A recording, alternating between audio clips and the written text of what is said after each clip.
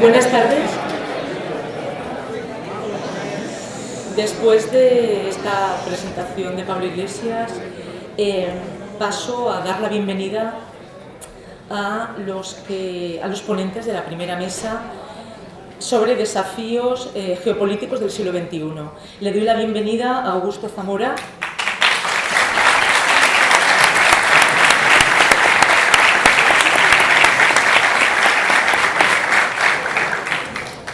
y a Pablo Bustinduy.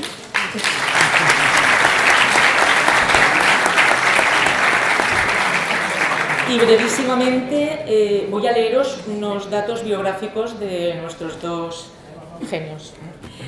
Augusto Zamora es ex embajador de Nicaragua en España, es profesor de Derecho Internacional Público y Relaciones Internacionales en la Universidad Autónoma de Madrid. Es también profesor en la Universidad Nacional Autónoma de Nicaragua, además de profesor invitado en distintas universidades de Europa y América Latina. Fue director jurídico del Ministerio del Exterior y jefe de gabinete del Ministro del Exterior desde 1979 hasta 1990. Formó parte del equipo negociador de Nicaragua en los procesos de paz de Contadora y Esquipulas, desde su inicio hasta la derrota electoral del sandinismo. Abogado de Nicaragua en el caso contra Estados Unidos en la Corte Internacional de Justicia, ha participado en numerosas misiones diplomáticas. Es miembro de número de la Academia de Geografía e Historia de Nicaragua. Ha colaborado en el diario El Mundo y en otros medios de prensa en España y Iberoamérica desde hace más de una década. Entre sus obras cabe destacar El futuro de Nicaragua, Actividades militares y paramilitares en y contra Nicaragua, El derrumbamiento del orden mundial, Política y geopolítica para rebeldes, irreverentes y escépticos. Bienvenido.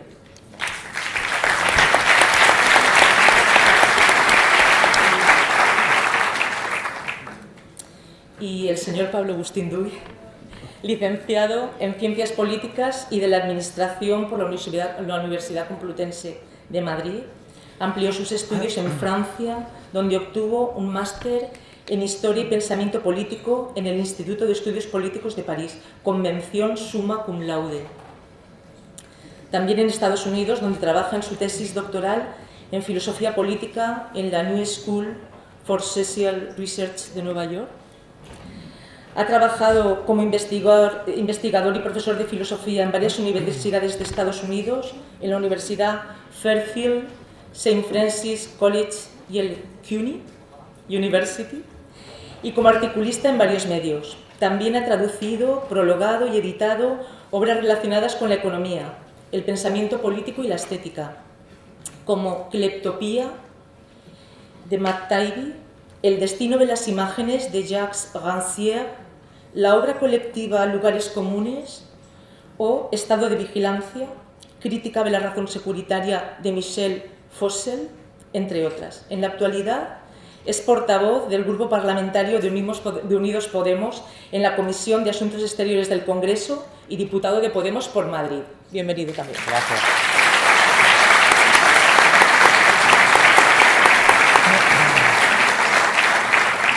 Repito, el tema de la mesa es Desafíos geopolíticos del siglo XXI. Tenemos 40 minutos aproximadamente por intervención, yo os aviso, y después, si pasamos notitas y leemos unas preguntas, unos minutos. Pues, ¿quién empieza? Empiezo yo. ¿Empiezas? Vale. Pues muchísimas gracias por la generosa presentación, muchísimas gracias por la generosa invitación y por estar aquí un viernes por la tarde para hablar de geopolítica del siglo XXI, que para alguien que se dedica en el día a día pues, a las relaciones internacionales, a los dimes y diretes de la Comisión de Asuntos Exteriores, pues es lo más parecido a un sueño erótico, que un viernes por la tarde haya tanta gente dispuesta a pensar qué está pasando en el mundo y por qué, así que es un verdadero placer estar aquí. Voy a intentar ocupar algo menos de ese tiempo para que tengamos ocasión de debatir después. Yo vengo a presentaros un intento, una ambición de diagnóstico de qué está pasando, tener un marco en el que poder situar las diferentes cosas que vamos viendo en el día a día que van sucediendo y una idea de hacia dónde puede ir. Esto parece muy ambicioso, pero precisamente por eso voy a empezar desde una premisa muy humilde y muy simple. Vivimos tiempos de un gran desorden geopolítico, de un gran caos geopolítico incluso. Y ese desorden, ese caos, el caos siempre lo asociamos a un estado de confusión, donde no se sabe muy bien qué pasa, pero el caos siempre es, filosóficamente, el estado que precede al orden, es donde los órdenes se anuncian, se insinúan, y en el estado geopolítico de cosas actual se insinúan órdenes futuros. Hay dinámicas que apuntan hacia esos escenarios. Si vivimos un tiempo de desorden, un tiempo de caos, un tiempo de incertidumbre geopolítica, creo que es porque nos ha tocado vivir el tiempo histórico del declive o de la decadencia de un orden hegemónico. Un orden hegemónico que, como todos, en sus aspiraciones, en sus ambiciones ideológicas, tenía vocación de permanencia, cuando no de inmortalidad. Todos nos habíamos imaginado que la era del imperio de la globalización norteamericana, la era de la Pax americana, la era del triunfo incuestionable de los Estados Unidos como eje de mando de un mundo monopolar, unívoco, iba a ser incuestionado durante décadas. Y sin embargo, en un tiempo relativamente corto, estamos viendo cómo ese orden le saltan todas las costuras, cómo ese orden vive el tiempo de un declive, de una decadencia y, por tanto, de inicios, esbozos de rearticulación. ¿Esto qué quiere decir? Voy a hacer una pequeña cronología para intentar situarnos. Pequeña porque empieza hace no mucho tiempo, en 2008. Cuando en un clima de tremenda perplejidad ideológica, sin que los autores, los opinadores, los creadores de la opinión pública mundial pudieran salir de ese estado de, digamos, de incredulidad, de perplejidad ante lo que estaba sucediendo, vimos como la crisis financiera global, en su transmisión a lo largo y ancho del planeta, demostró la profunda fragilidad que tenía ese sistema de dominación financiera. Hasta el punto, yo suelo citar esto recurrentemente, que una figura como Nicolas Sarkozy, no conocido precisamente por, digamos, ser un portavoz del materialismo histórico, ni por ser un teórico muy radical de las relaciones internacionales, llamó abiertamente en un foro de Davos a la necesidad de refundar y moralizar el capitalismo. Hasta ese punto llegó la perplejidad ideológica ante lo que estaba sucediendo. Ese colapso, ese derrumbe financiero global, obtuvo la respuesta que conocemos bien. Durísimos planes de ajuste financiero, durísimos planes de austeridad a escala planetaria. ¿Para qué? Para poder equilibrar las cuentas que se habían desequilibrado. ¿Por qué? Por las masivas intervenciones de los poderes públicos para reflotar ese sistema financiero global.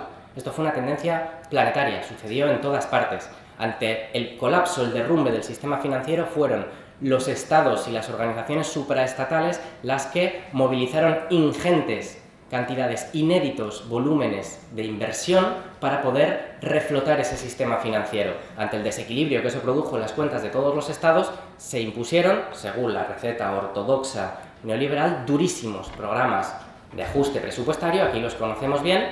¿Qué consecuencias tuvieron? Pues las que tienen siempre, las que son predecibles siempre, ante la retirada del Estado en esos planes de austeridad, de todas sus funciones de protección social, de todas sus funciones de protección de los espectros sociales, de los sujetos sociales que se veían expuestos a tiempos de convulsión, de crisis, de desempleo, de precariedad, etc., se generaron formidables movimientos políticos, sociales, que en las calles de todo el mundo, en las plazas de todo el mundo, en esto que llamamos en 2011, digamos, la primavera democrática mundial, que es un fenómeno a escala global, que desde el norte de África y Oriente Medio, pasando por Europa, pasando por los Estados Unidos, pasando por Rusia, por México, por Turquía, en todas partes, en 2011, desde que en Túnez prendiera la llama de lo que se llamaron las primaveras árabes, produjeron esta formidable ola de movilización política y social, reclamando una transformación política profunda de esos sistemas que estaban, cuya única responsabilidad política que les había sido asignada a estos estados era reflotar el sistema financiero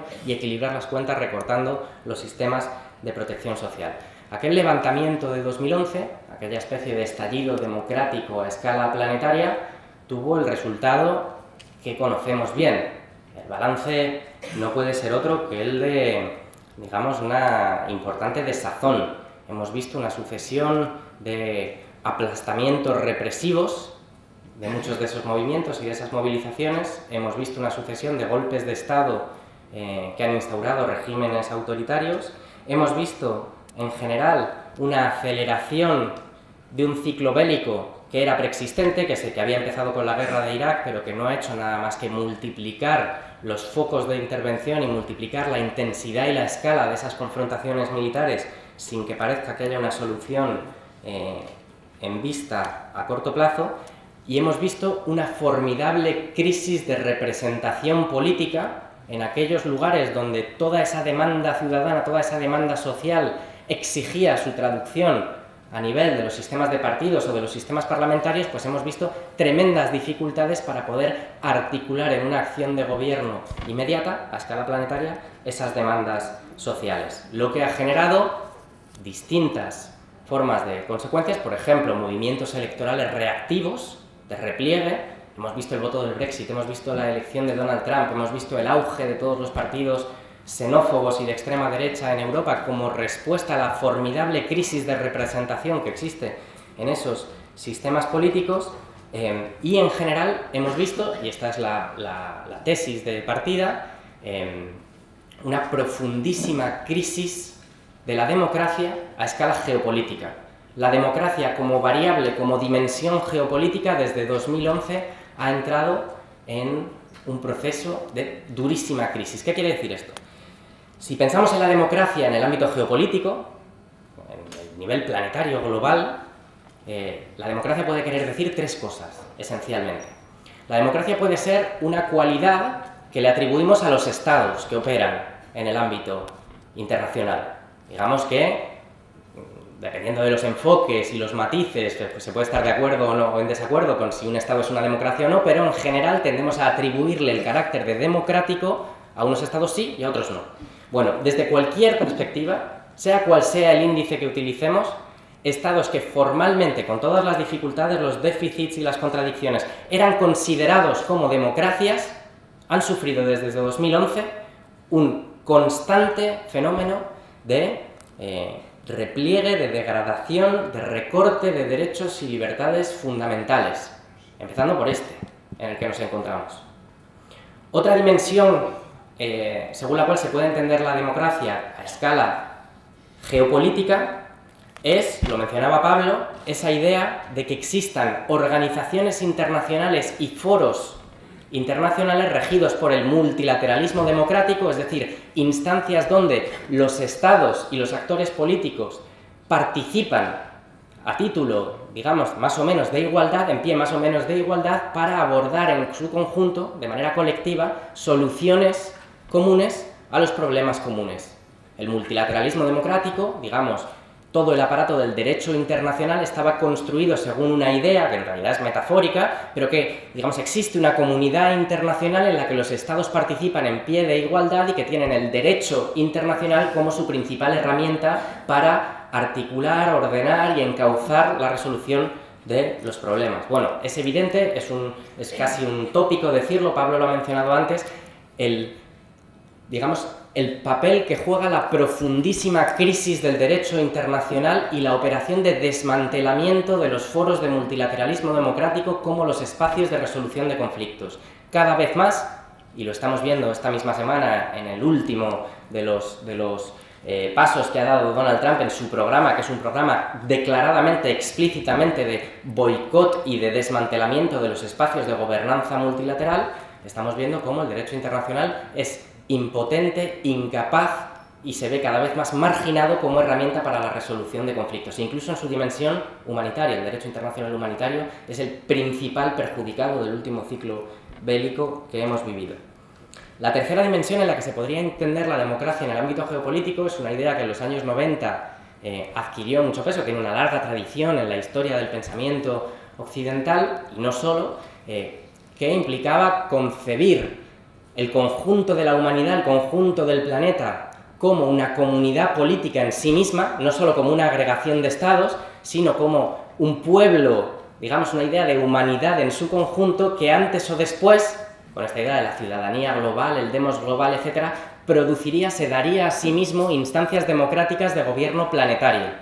Y mucha gente que en los años 90 empieza a plantear que hay desafíos como los arsenales nucleares, el cambio climático, etcétera, etcétera, que solo podrán resolverse los grandes flujos económicos internacionales si existen instancias de gobierno planetario que idealmente podrían llegar a ser democráticas. Bueno, esto que en los años 90 era una idea bastante en boga, hoy en día suena literalmente a ciencia ficción y como mucho lo que produce es una especie de cinismo desapegado porque claramente las cosas no avanzan en esa dimensión. Desde cualquiera de estas tres dimensiones, la conclusión es la misma. La democracia en el ámbito geopolítico está en un formidable proceso de crisis, incluso está asaltada por poderosas tensiones que buscan generar mecanismos alternativos, que no existan espacios democráticos o mecanismos o instrumentos democráticos para poder resolver los problemas globales. En cierto modo, ese optimismo un poco naif que existía en los años 90, un optimismo profundamente ideológico respecto a la globalización, respecto al avance inexorable de estas formas de gobierno planetario, ha dado lugar a todo su contrario, a un estado de pesimismo trágico, de cinismo imperante, que lo que dice es que lo que se va a imponer una vez y otra siempre va a ser la ley del más fuerte, la ley de la selva y la lógica militar como la única forma de resolución de conflictos. Fijaos, yo creo que este estado anímico, se explica en relación a una determinada hipótesis ideológica que nos implantaron en los años 90. Normalmente, eso se resume de forma muy gráfica, y todo el mundo lo ha oído muchas veces, con ese binomio, esa pareja, ¿no? Thatcher-Reagan, como los apóstoles del neoliberalismo, y después Huntington y Fukuyama en los años 90, cuando acaban teorizando que la victoria de Estados Unidos, la victoria de Occidente en la Guerra Fría, había producido un mundo que ya no tenía vuelta atrás. Esa idea del fin de la historia como fin de la conflictividad, como fin de la existencia de alternativas. No hay alternativa, ¿no? La famosa frase thatcheriana. Estamos en un mundo que ha encontrado su camino, que solo puede avanzar hacia adelante ya, con esa idea de progreso también. Estamos en los años 90 en un momento en el que se generalizan todas las estructuras de gobernanza mundial propias del mundo occidental. La Organización Mundial del Comercio, cuando China entró, el Fondo Monetario Internacional.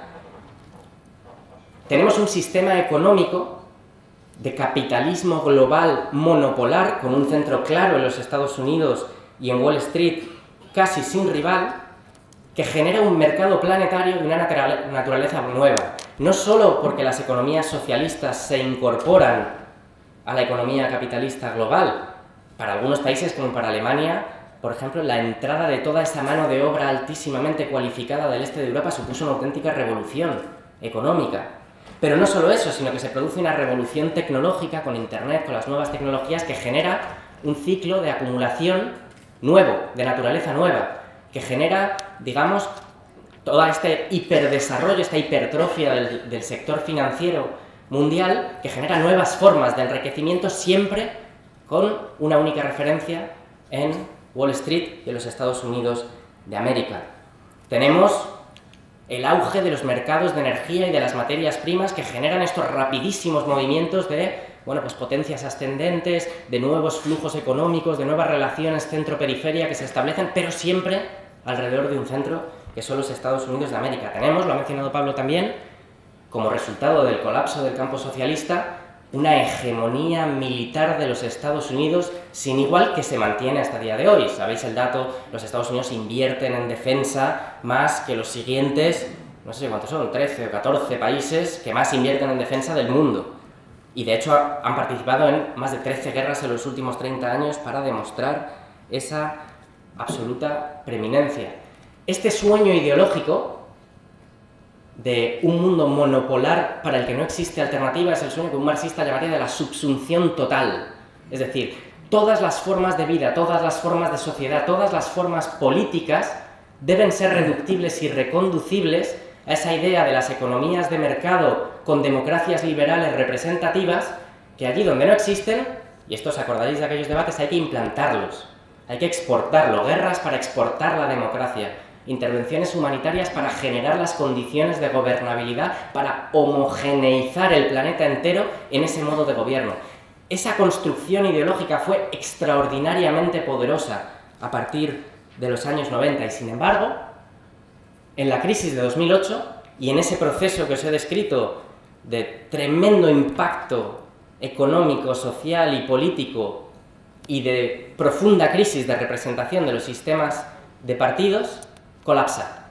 Colapsa, no de golpe, no se cae, pero entra en un proceso de decadencia que abre huecos, que abre espacios y donde emergen lógicas de conflictividad que ya no estábamos acostumbrados a concebir. Y entonces automáticamente pasamos a toda otra serie de conclusiones diciendo, bueno, ya no estamos en un mundo monopolar, unipolar, ya no estamos en el imperio de la globalización americana, ahora estamos en un mundo multipolar. Seguro que lo habéis oído y que en estos días lo vamos a discutir mucho.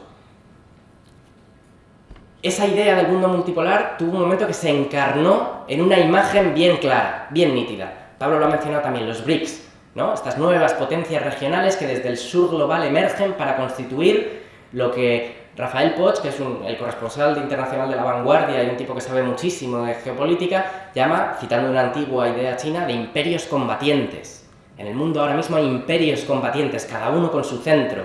De ese centro absoluto para el que todo lo demás es periferia, entramos en un mundo que está fragmentado, que tiene distintos núcleos de poder y que están llamados a generar distintos tipos de alianzas entre ellos, distintos tipos de colisiones y de conflictos. Y hay un momento en el que eso se ejemplifica cuando los BRICS dan nacimiento a su propio fondo monetario. Como ahí Occidente se estremece, le da un escalofrío, le recorre un escalofrío a la espalda diciendo, pero ¿cómo van a generar un sistema de gobernanza financiera alternativo o paralelo al Fondo Monetario Internacional? Eso es la existencia de nuevo de sistemas económico-políticos internacionales en disputa, en batalla. Y se les heló la sangre. Ahora bien, yo quería hacer respecto a esto un par de anotaciones.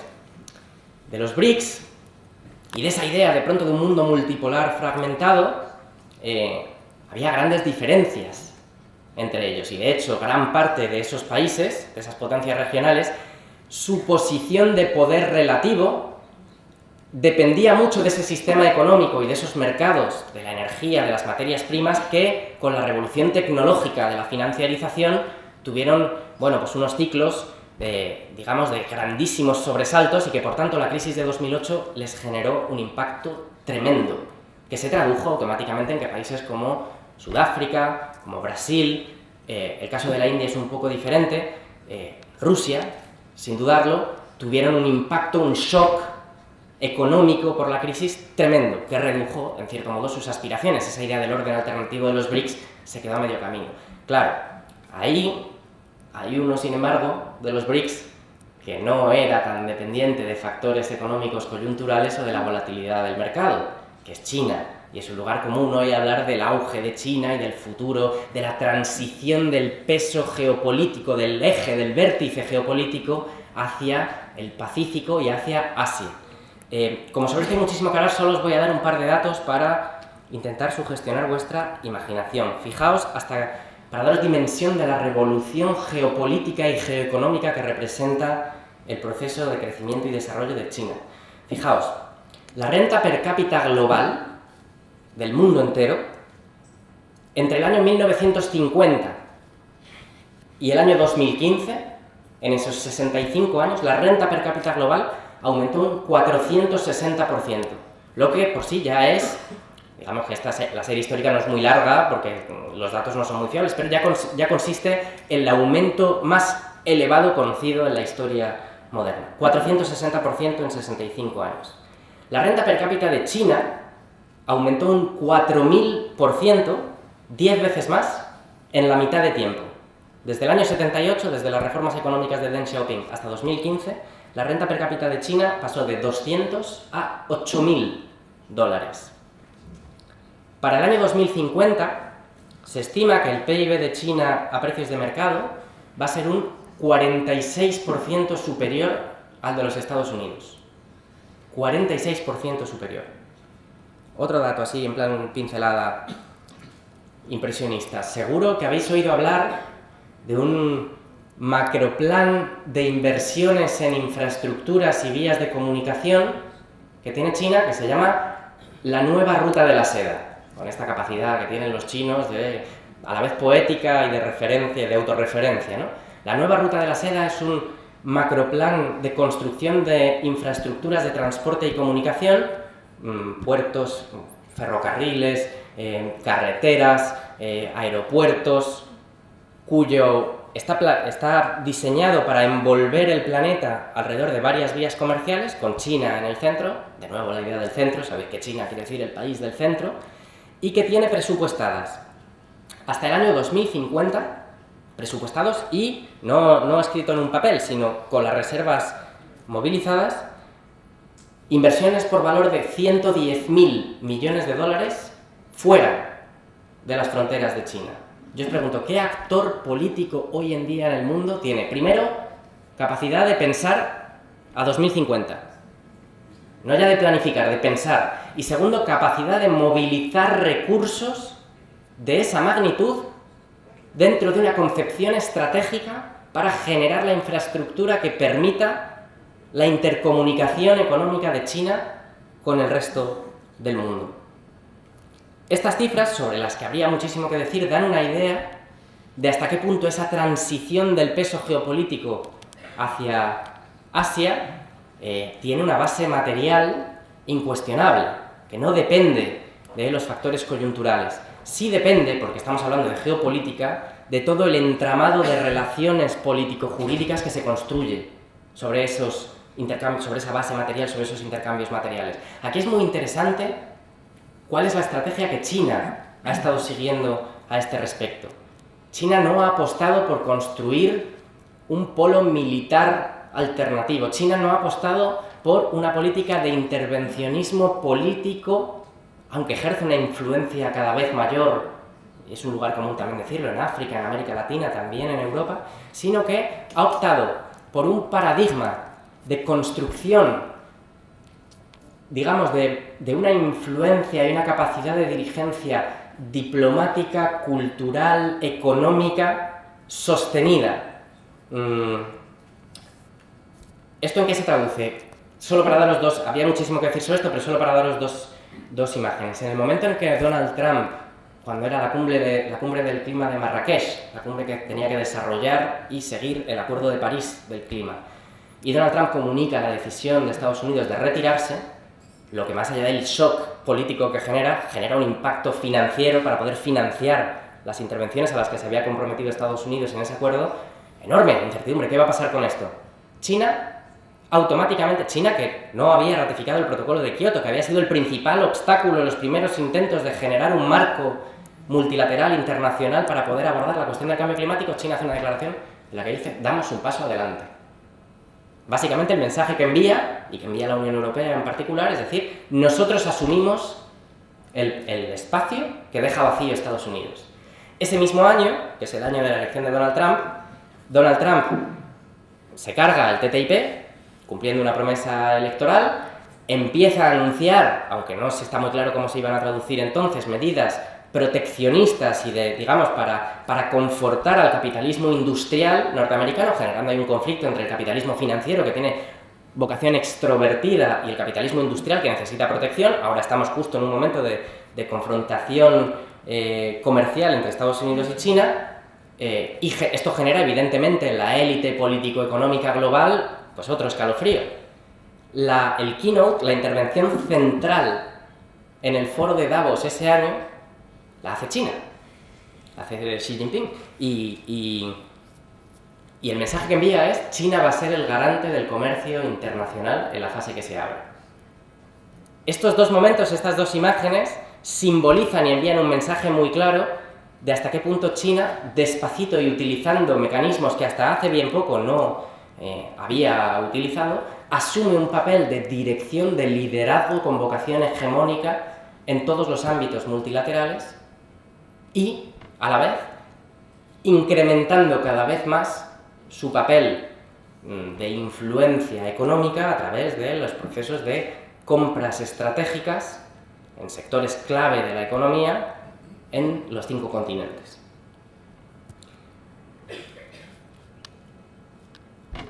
Por eso, para no alargarme más, os quería decir que quizá la idea de la transición al mundo multipolar debe ser cuestionada a la luz de cuál es la entidad real, material, de la fuerza de contestación o de alternativa, de disputa del mando geopolítico que tienen cada uno de estos centros, lo que es interesante es ver las alianzas que se establezcan entre ellos. Creo que claramente vamos a un mundo que este siglo es el largo siglo de transición de ese sueño ideológico neoliberal de la Pax Americana a un mundo donde la hegemonía va a estar en disputa con China, sabiendo que cuentan, una forma, digamos, que laza mucho con elementos culturales chinos también, que el tiempo juega a su favor. Siempre se cita aquella famosa anécdota de cuando al ministro de Exteriores chino le preguntaron cuál era, de Mao, le preguntaron cuál era su valoración de la Revolución Francesa, y dijo que era un acontecimiento demasiado reciente todavía para evaluar sus consecuencias. Y si me permitís otra anécdota, escuché una vez al responsable de comercio de la Embajada de China en Argentina, un gran productor de soja, China, su principal, digamos, cliente, digamos que esa embajada es importante. Y en una charla estaba hablando sobre las relaciones de China con Europa, etc. Y entonces, claro, su visión lo explicaba muy bien. Decía, la relación comercial de China con Europa siempre ha sido deficitaria para Europa. China siempre ha sido el centro de acumulación, siempre ha sido el vértice fuerte de esa relación. Lo que sucedió fue un accidente histórico. Fue que Europa descubrió un continente, lo colonizó, lo esclavizó, lo arrasó, se llevó todos los recursos naturales y las materias primas. Gracias a eso tuvo un flujo de entrada brutal de riqueza, lo que le ha permitido durante un tiempo, unos siglos, ocupar un papel que no se corresponde a su papel histórico real. Ahora estamos en proceso de reequilibrar las cosas, otra vez. Digamos que esa conciencia histórica del tiempo y esa visión del mundo ayuda en el despliegue de su estrategia paulatina, en la que saben que probablemente el ámbito en el que más interés tienen en confrontar ese orden norteamericano global no es el ámbito militar, sino es esta larga estrategia, este largo camino hacia, digamos, tender esas rutas, esos puentes. Decía, lo interesante son las estrategias, las alianzas que se puedan establecer. Y ahí hay un factor, termino con esto, Pablo lo ha mencionado antes también y que ahora está de moda aquí porque lo ha impuesto la agenda de un think tank que tiene mucho interés en ello, ¿no? La histeria antirrusa que se ha apoderado de la agenda de las relaciones exteriores y de la política exterior de la Unión Europea. Os voy a dar solo unos datos también para ahorrarme todos los argumentos. Mirad, solo los países europeos que son miembros de la OTAN,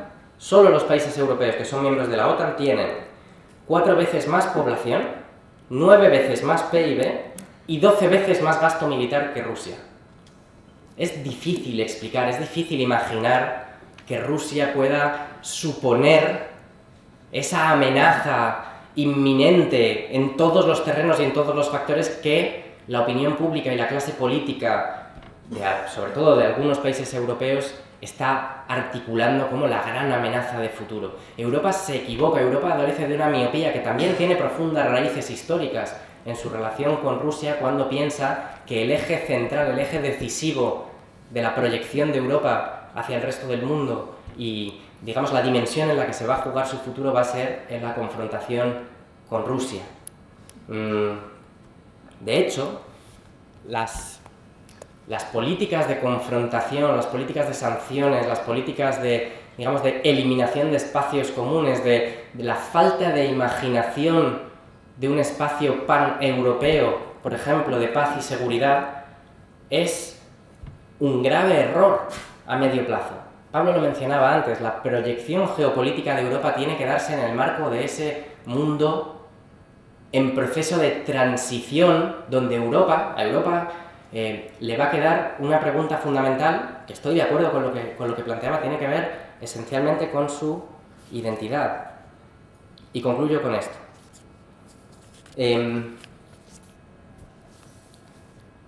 Fijaos, Francia, Alemania, Austria, Suecia, Italia, Grecia. Me dejo alguno por el camino, hay más. Países Bajos. ¿Sabéis qué tienen en común todos estos países? Tienen en común 2 cosas. Tienen en común que los partidos socialdemócratas, que han sido eje central de la construcción del sistema de partidos de cada uno de esos países y también de la Unión Europea desde la posguerra, están en todos ellos por debajo, en algunos casos muy por debajo, del 15%. La segunda cosa que tienen en común es que el papel de oposición y alternativa política al gobierno lo juegan partidos abiertamente xenófobos de extrema derecha, en algunos casos, me he dejado fuera de esto porque son particulares, como Hungría, abiertamente pronazis. Estos dos datos dan medida de hasta qué punto la crisis que empezaba a contar al principio, de 2008, y la incapacidad de los sistemas de partidos y los sistemas políticos de vehicular y articular las demandas sociales, de defender el estado del bienestar como eje prioritario y central de la identidad de Europa, está llevando a Europa a un escenario, digamos que también tiene reminiscencias históricas, pero de barbarie. Las elecciones del año que viene, el año 2019, las elecciones europeas, corremos el riesgo de que la gran coalición europea sustituya la pata socialdemócrata, porque ya no puede hacer ese trabajo, porque ya se ha hundido por haber hecho ese trabajo, va a desaparecer prácticamente, se vea sustituida por el macronismo, que sin embargo, para poder ser esa segunda pata de la gran coalición, va a tener que llevarse a los verdes, a los liberales, lo que quede de los socialdemócratas. Todo eso lo van a tener que juntar todas las grandes familias políticas que han construido la Unión Europea en un mixto, indefinido, liberal, para poder reconstruir una gran coalición 2.0. El espacio de la gobernabilidad de la Europa neoliberal cada vez va a ser más estrecho. ¿Y qué va a haber ahí fuera? ¿Qué hay en el campo de la contestación? A día de hoy, lo que emerge como un fantasma de nuevo en la historia europea es la posibilidad de una formidable internacional reaccionaria, xenófoba, de extrema derecha, que juegue el papel de alternativa. No ya de oposición, no ya de expresión de rabia, sino de alternativa política al orden neoliberal europeo. Esto tiene una profunda repercusión geopolítica. Europa solo sobrevivirá a este siglo si lo hace construyendo sobre la identidad que le han aportado los estados del bienestar, que le ha aportado la existencia de sistemas de protección social que han generado las condiciones de ciudadanía que definen lo que es una democracia para Europa. Con lo cual, esa confrontación bárbara del año que viene entre más gran coalición, más Europa neoliberal, más austeridad y, por tanto, desmantelamiento de los estados del bienestar y, por tanto, desmantelamiento de la democracia, y, por el otro lado, el asalto reaccionario, xenófobo y prefascista al sistema, nos recuerda escenarios en el que lo que hace falta es articular un frente democrático que defienda la identidad de Europa como condición para la supervivencia de Europa como actor geopolítico. Perdón que me he enrollado un montón, me gustaría decir muchísimas más cosas, pero me quedo aquí, así que queda tiempo luego. Muchas gracias.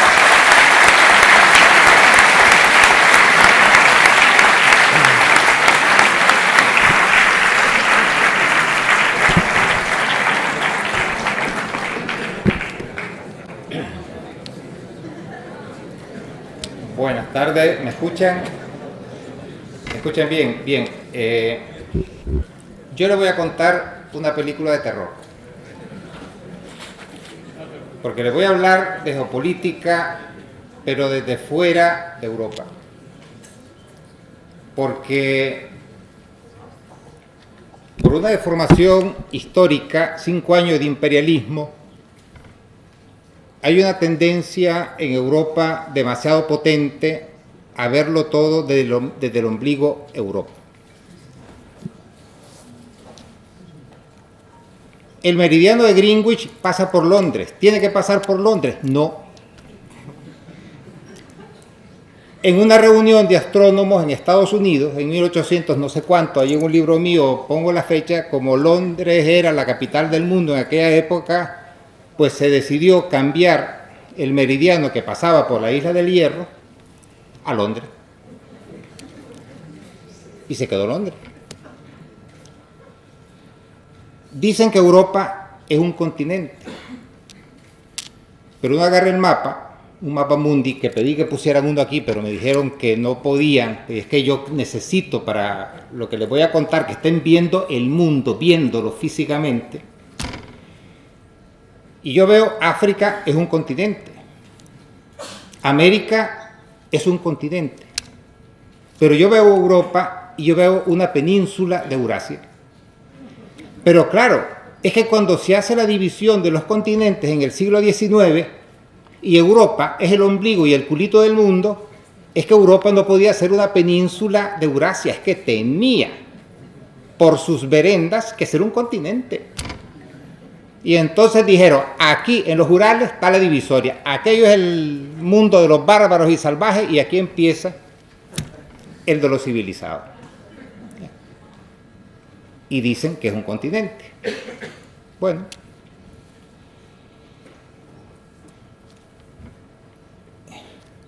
Mi querido amigo Pablo les ha hablado mucho de China y poco de Rusia. Les habló de los BRICS, pero no les habló de la Organización de Cooperación de Shanghái, que esa sí es la que importa. Porque en esa organización están China, Rusia, India, ingresó Pakistán, va a ingresar Irán,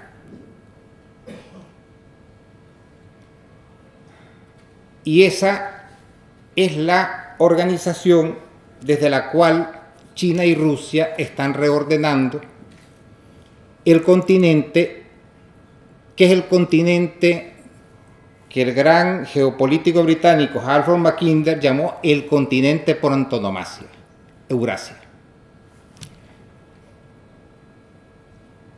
Mackinder, el más brillante geopolítico británico del siglo XX y cuya geopolítica sigue siendo la línea que sigue Estados Unidos, que la heredó, trazó una divisoria de poderes en el mundo entre lo que él llamó una potencia marítima, refiriéndose obviamente a Gran Bretaña, llamada desde el siglo XIX y con razón la reina de los mares.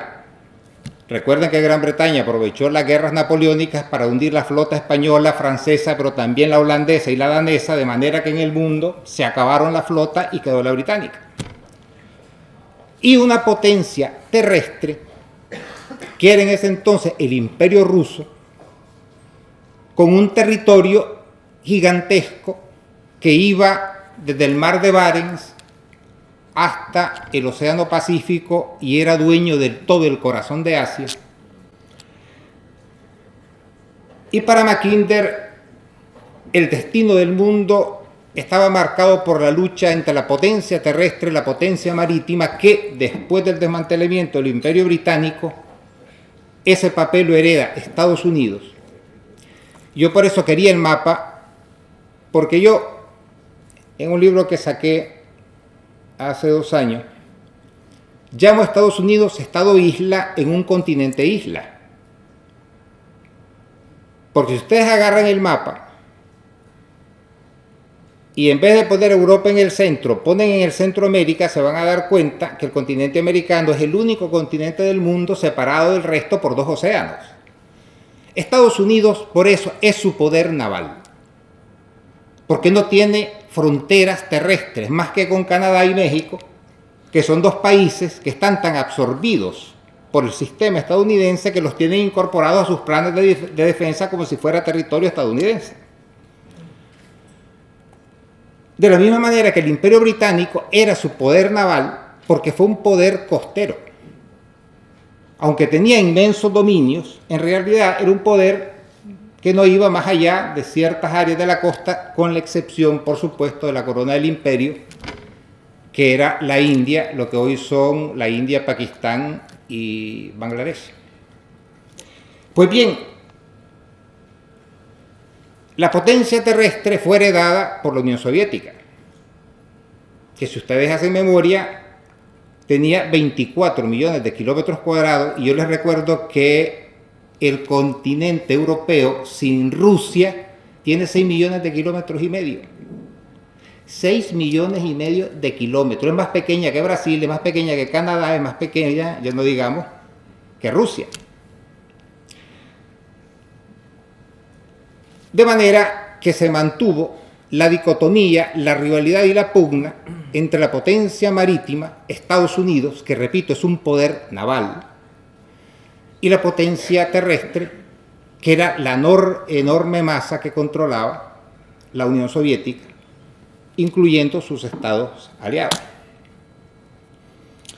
Este mundo bipolar, que algún analista llamó con sorna vodka cola, porque al final era una mesa de dos patas, tanto la Unión Soviética necesitaba a Estados Unidos como Estados Unidos a la Unión Soviética para mantener las grandes fuerzas mundiales bajo control. Este mundo se cayó con el suicidio de la URSS, y entonces pasó que en Estados Unidos dijeron: somos Superman, ganamos. Entonces nosotros somos ya no la superpotencia, sino hiperpotencia. Y los think tanks empezaron a diseñar el mundo post-soviético y nació una teoría angular que ha marcado la política exterior estadounidense, que fue bautizada como New American Century, el nuevo siglo estadounidense, porque ellos dijeron: bueno, fuera de combate la Unión Soviética, el mundo es nuestro, lo vamos a diseñar, y el siglo XXI va a ser el nuevo siglo completamente estadounidense. En ese libro están todos los datos, hasta el primer documento, el primer think tank y todas las elaboraciones que se han hecho, y ellos diseñan el mundo a su imagen y semejanza, no podía ser de otra manera si eran Dios. Y en ese mundo a Europa le asignan, claro, su papel. Saben que en el paraíso pues cada quien tiene que tener su papel. Y el papel de Europa es ser, ¿cómo decirle? Yo le llamo la Banana Republics. Se ríen, ¿eh? O sea que ya saben a que la república bananera, aquellas del Caribe, donde Estados Unidos quitaba y ponía regímenes y hacía lo que daba la gana, pues eso es Europa, tampoco se engañen. Aquí quitan, ponen bases militares a propósito, van a reabrir la base aeronaval que tenían en Islandia, como han restablecido Estados Unidos, la segunda flota, van a abrir una base naval en Montenegro, y el papel en suma que le dieron a Europa es ser la carne de cañón en el escenario bélico y de confrontación geopolítica que ellos trazan con Rusia. A Estados Unidos le asignan lo que realmente es, sobre todas las cosas, Estados Unidos, desde esa pseudoguerra con España, que realmente fue el suicidio de España en 1898, donde Estados Unidos amaneció de un día para otro hundiendo 4 carcasas españolas como una potencia colonial que iba de Puerto Rico a Filipinas. Y eso convirtió a Estados Unidos en lo que ellos nunca se habían planteado hasta ese momento ser, y era una gran potencia pacífica. No pacífica de Pacífico, ¿sabe? Que eso de pacíficos tiene muy poco. Y a partir de entonces, Estados Unidos ha convertido el Pacífico, o ha querido convertirlo en lo que era el mar Mediterráneo para los romanos. Y de hecho, hasta la emergencia de China, el Pacífico fue un mar estadounidense. Desde sus bases en el este del territorio continental hasta las que tienen en Australia. Pero, señoras y señores, damas y caballeros, ese mundo se acabó. Se finí. Y se finí no para repartir algodón de azúcar ni palomita de maíz, sino para repartir caña. En mis cálculos, la fiesta va a empezar a partir de 2025. Y eso no me lo invento yo. Es decir, hay un libro que va a salir en septiembre donde yo doy toda la información de por qué yo creo que a partir de 2025, posiblemente para 2030, China y Rusia se sentirán preparadas para darse palo con Estados Unidos. Porque, señores, es cierto lo que dice mi buen amigo Pablo. En estos momentos China es pura economía. Rusia también. Putin acaba de decir que para 2025 quiere que Rusia sea una de las 5 grandes economías del mundo. Y tiene todo para hacerlo. Faltan datos de Rusia, datos consistentes. Por ejemplo, Rusia ya es la primera potencia exportadora de cereales del mundo. Ya desbancó a Estados Unidos y plantea que dentro de 2-3 años va a desbancar a la Unión Europea. Su desarrollo científico-técnico está siendo sencillamente, y perdónenme la expresión coloquial, acojonante. Se han planteado que desde las sanciones que le pusieron en 2014 al 22, 0 importaciones de alta tecnología, todas las debe producir Rusia y lo han conseguido ya al 80%. Uno de los resultados ha sido el poderoso rearme del ejército ruso, que yo no aconsejo que se tome a broma. Tampoco nos tomemos a China como un país que ve por ahí solo vendiendo teléfonos y alimentando las tiendas de chitos que tenemos todos en cada barrio. China tiene planeado para 2025 tener 5 flotas de portaaviones, o sea, 5 portaaviones que cada uno va con sus respectivas flotas.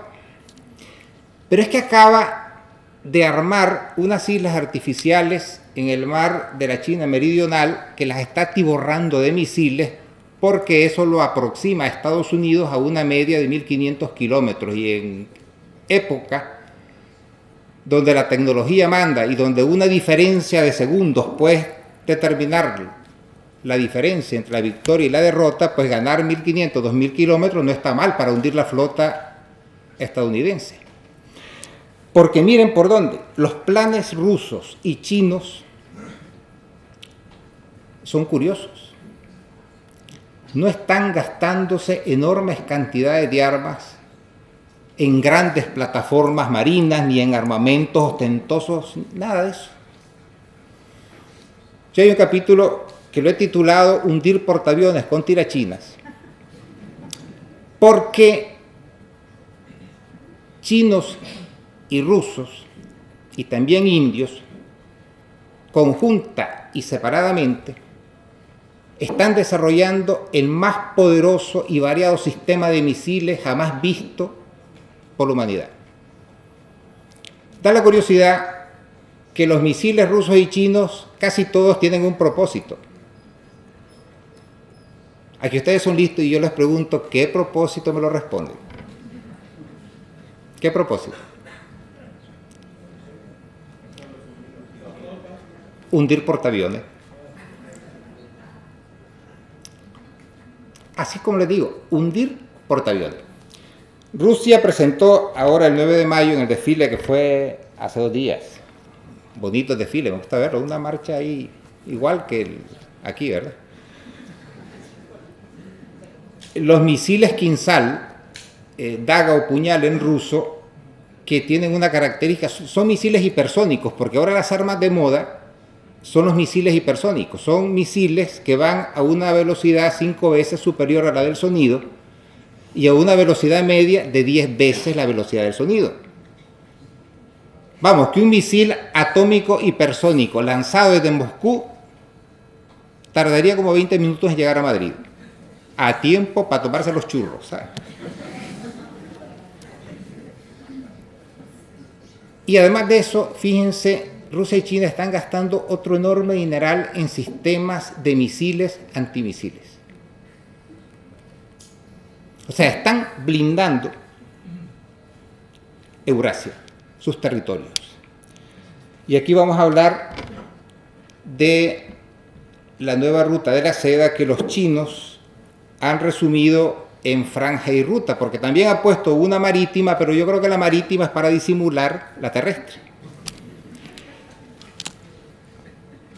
Parece como un folleto de turismo, así de esos que reparte el Corte Inglés, vaya usted a conocer el mundo por $12,000 y en 5 días pues se lo damos comprimido. Y es un proyecto para extender una red nerviosa de comunicaciones que vaya de China y Rusia y abarque todos los extremos de Eurasia. De manera que cualquier tren, de hecho ya trenes de China están llegando a 7 países europeos, incluyendo Gran Bretaña, yo creo que lo de Gran Bretaña también, para despistar. Pero ya está la ruta para salir al Océano Índico por Pakistán, esta otra para salir a otra parte del Índico por Birmania.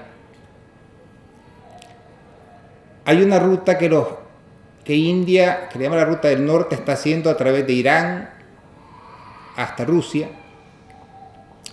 Y hay un montón de rutas cruzando Eurasia de un lado a otro, teniendo como epicentro a China y Rusia. Uno puede pensar, hombre, ¿qué comerciantes son estos? Pero, hombre, el mismo tren que trae mercancías a Madrid puede mañana venir atiborrado de soldados y de tanques.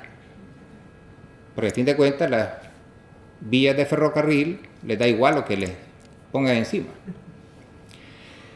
Y aquí vamos a otro punto, y volvemos a la dicotomía potencia terrestre, potencia marítima. ¿Para qué quería Inglaterra toda su red de puertos y bases militares en el mundo? Imagínense que están en clase, que se pueden sacar un viaje a Moscú. Simplemente las quería para controlar el tráfico marítimo mundial de cualquier tipo. Porque en esa época, todo lo que se movía, o prácticamente todo, tenía que hacerse por barco. No habían trenes. De manera que la red británica, que arrancaba en territorio británico e iba por Gibraltar, el Canal de Suez, Singapur, la India, Birmania, Tailandia, etcétera, etcétera, lo que garantizaba era el control absoluto de todas aquellas rutas por la Marina Británica para, en caso de guerra,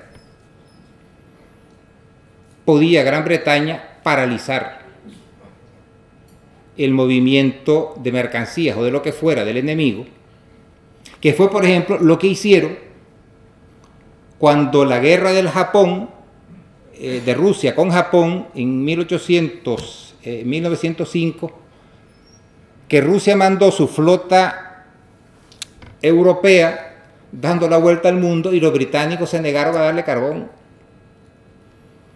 De manera que llegó cansada, mal preparada, solo para que los japoneses la hundieran.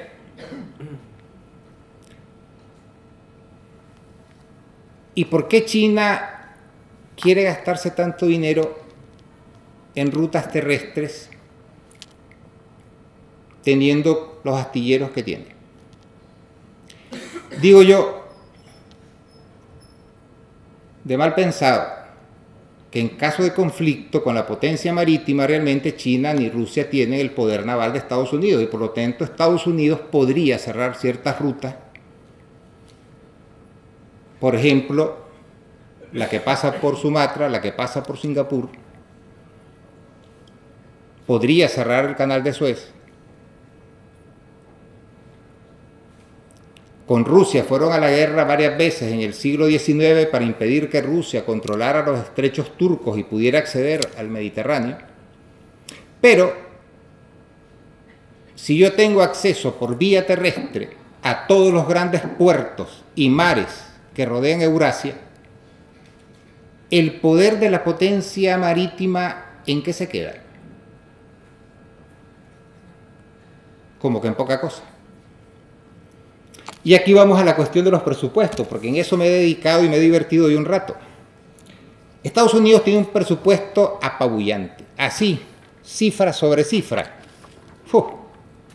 Casi el 50% del gasto militar mundial. Y uno dice, hombre, claro, si tiene el 50%, aquí no hay nada que hacer. Pero es esto que dicen que no hay mejor manera de mentir que las estadísticas.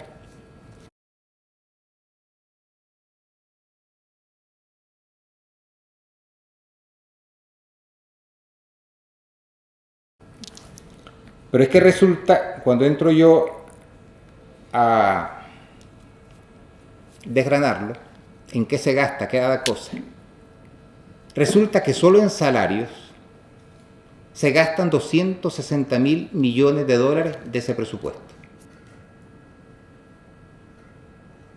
¿Qué otro montón de dinero se va en el mantenimiento de la enorme red de bases y de los 300 y pico de buques y portaaviones que tiene? 80 millones se van en Viagra para tratar el funcionamiento eréctil de los soldados. No son tan machos como parecen.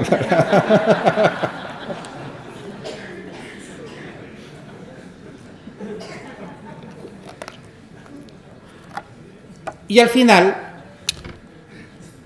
quito esto, ustedes saben el chiste aquel de que sale un superhombre con unos más y se empieza a quitar una, pues un relleno, otro relleno, y al final queda un espagueti.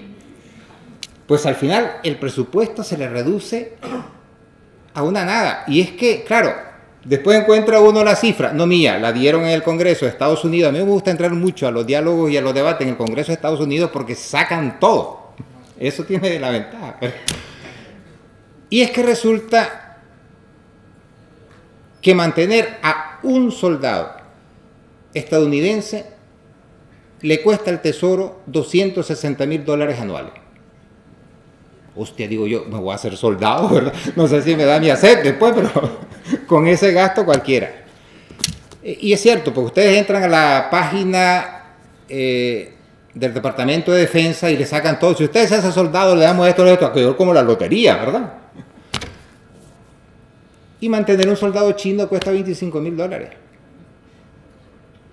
Y ahí es donde entramos a la cuestión de del poder adquisitivo, pues. Claro, un meloncito aquí en España, pues nos los podemos comprar a $1,5 el kilo en verano, pero es que en Japón todo el año cuestan $100. Ya pueden los japoneses ganar 10 veces más que nosotros, pero tienen que pagar 20 veces más, o sea que...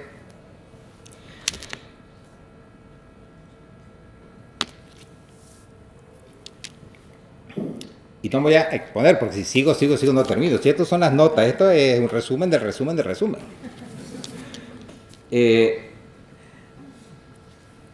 Hay un libro que yo recomiendo al que le guste aburrirse bien, que es la historia de la guerra del Peloponeso. Para mí es la madre de todos los libros sobre guerra. Después de lo que escribió Tucídides, yo no conozco a nadie, tampoco me los he leído a todos, pues eso no quiere decir nada. Espero que haya escrito también. Y fíjense, y yo con esto quiero terminar, para que vean que la historia se repite y la estupidez humana también, que los previos de la guerra del Peloponeso, ya sabes, en que atenienses y espartanos estuvieron dando de palos hasta que destruyeron la civilización griega. En los previos, pues, cuando Atenas era la mayor potencia militar del mundo griego y del Egeo, el rey Arquidamo, en debate en asamblea, le dice a sus ciudadanos lo siguiente: por ahora no empuñéis las armas, y que les hagan llegar enviados a los atenienses que se les quejen sin amenazarlos con la guerra abiertamente, pero que les den a entender que no la toleraremos. Y mientras tanto, ojo, mientras tanto, pondremos a punto nuestros preparativos atrayéndonos nuevos aliados, tanto griegos como bárbaros, si con ello logramos de donde sea un refuerzo naval o para nuestras finanzas.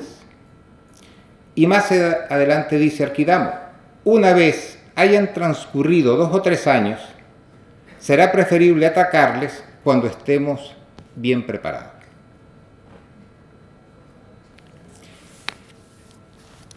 Uy, ¿cómo se han quedado? El que los viera leer. Yo creo que estamos, fíjense, en ese periodo.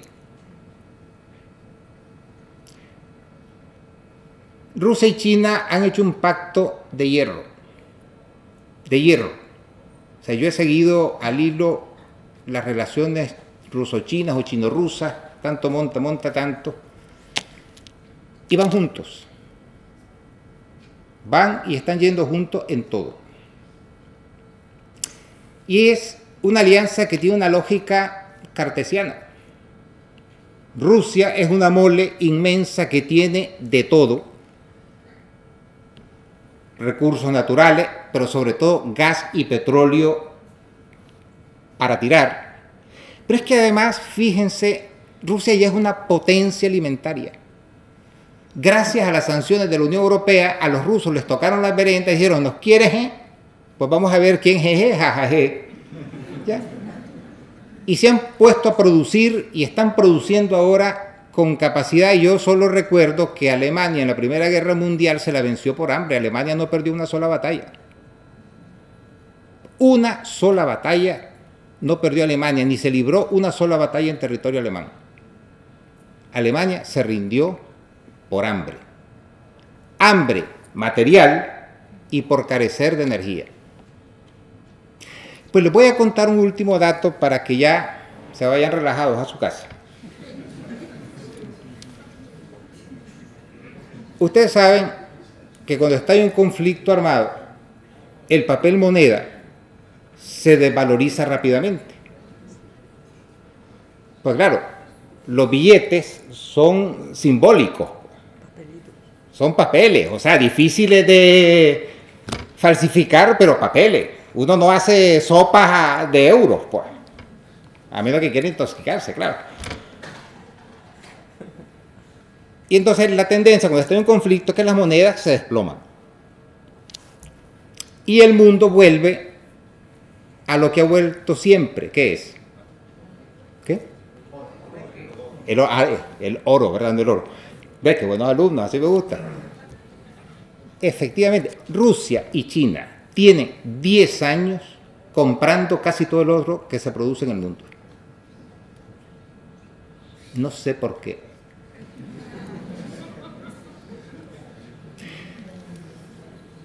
Y esto yo me lo enteré porque me metí a ver también, cuando estaba escribiendo mi último libro, la cuestión esta de la economía, no sé qué, y de repente me encuentro en una página especializada de commodities, y la noticia es, Rusia y China han comprado todo el oro que se ha producido. Y esto digo, ¿y esto qué? ¿Cómo que han comprado todo el oro? Como si fuera que me voy a la tienda de la esquina y me llevo todas las chuches. Pues. Y empiezo a leer, y mire, bueno, Rusia ya tiene más oro acumulado que China. Y ha triplicado sus reservas en oro en los últimos 10 años. China es el segundo comprador mundial de oro. Y todos los años compran entre 50 y 90 toneladas de oro. A este ritmo, para 2025, 2030, habrán equiparado a Estados Unidos en reservas de oro. Con lo cual, hombre, digo yo, qué cosa, qué coincidencia. Para 2025-30 tendrán resuelto el problema energético en caso de conflicto. Nadie va a cortar el suministro a Rusia, ni a sus aliados, ni a China. Tendrá unas reservas alimenticias para 20 años. Y si además tienen una red terrestre que abarca toda Eurasia, e incluso les permitiría alcanzar África, ya por último unas reservas de oro espeluznantes, pues yo creo que van a celebrar una fiesta muy buena. Eso era todo.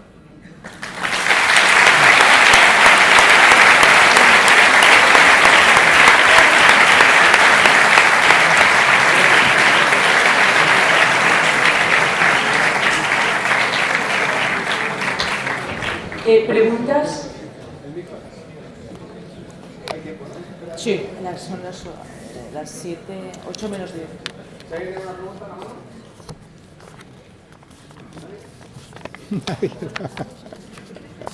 Ay, menos mal. Buenas. A ambos ponentes, ante este panorama tan preocupante de superpotencias que se rearman y de dos superpotencias en las que la situación de las clases populares es bastante penosa, me gustaría saber qué pensáis vosotros, qué futuro se le augura a las clases populares en este mapa geopolítico que habéis pintado, y si a esas dos superpotencias que, como comentaba, tienen unas clases populares en una situación tan penosa, una potencial crisis de legitimidad interna y movimientos populares que se puedan revelar en un momento dado, pueden afectar a ese escenario de hegemonía geopolítica que habéis pintado vosotros. Gracias.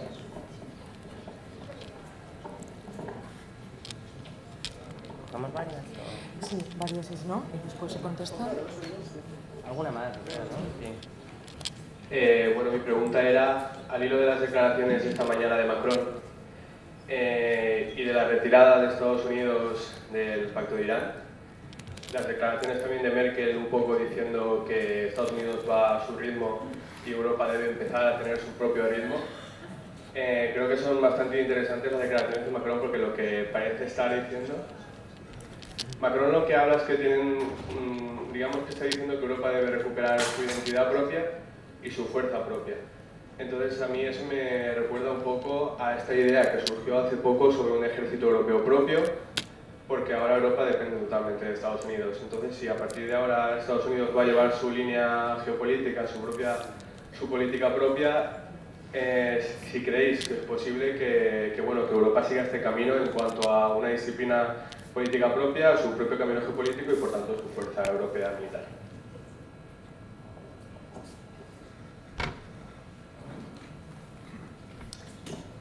Yo diría que se hagan dos y se respondan.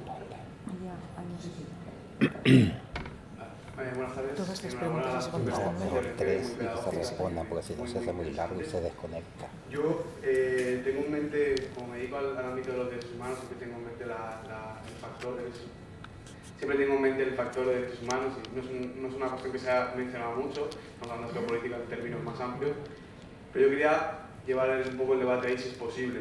Ahí en la introducción de un libro que escribieron Fernando Espín y María Martínez Bascuñán, de la Autónoma de Madrid, hay una cita que a mí me llamó muchísimo la atención y dice: la democracia y los derechos del hombre no son la norma ni la consecuencia lógica del progreso.